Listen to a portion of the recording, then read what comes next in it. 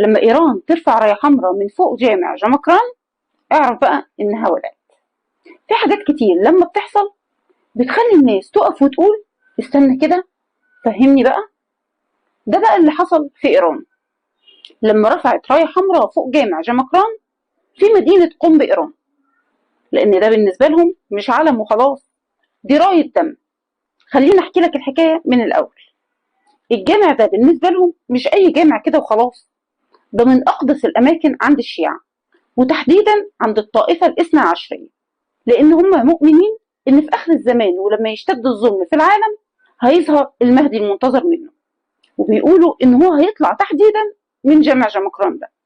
يبقى احنا كده بنتكلم عن رمز ديني كبير، مكان روحاني مش بيحصل فيه أي حاجة كده إلا لما تكون محسوبة بالناس.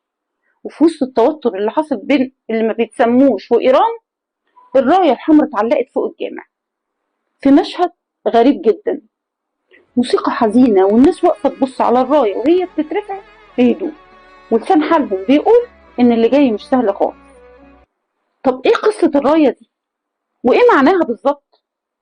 في الثقافة الشيعية الراية الحمراء بتترفع لما يكون في طار مفتوح، يعني في دم اتسفك لكن لسه ما تردش. ببساطة كده احنا داخلين ننتقم. إيران والأول مرة من سنين تبعت صواريخ وطيارات مسيرة من أرضها مباشر على اللي ما يتسموش. هم بقى يسكتوا؟ أبدا، يضربوا كمان، والوضع يبقى شكله كأنه شبه حرب، بس بشكل مختلف كده حبتين. كل طرف بيضرب بس عايز يبان كده إن هو عايز يلم الموضوع ويخليها حرب كده على الضيق، ومش عايزينها تكبر أكتر من كده. الناس اللي بتفهم سياسة بقى قالت لك إن رفع الراية الحمراء في الوقت ده فوق جامع جمكران كان متعمد ومقصود. ومقصود بيه إيه؟ يقول للعالم كله إحنا داخلين على معركة عقائدية، مش بس ردة فعل. الموضوع مش بس عسكري، ده ليه طابع ديني رمزي تقيل قوي.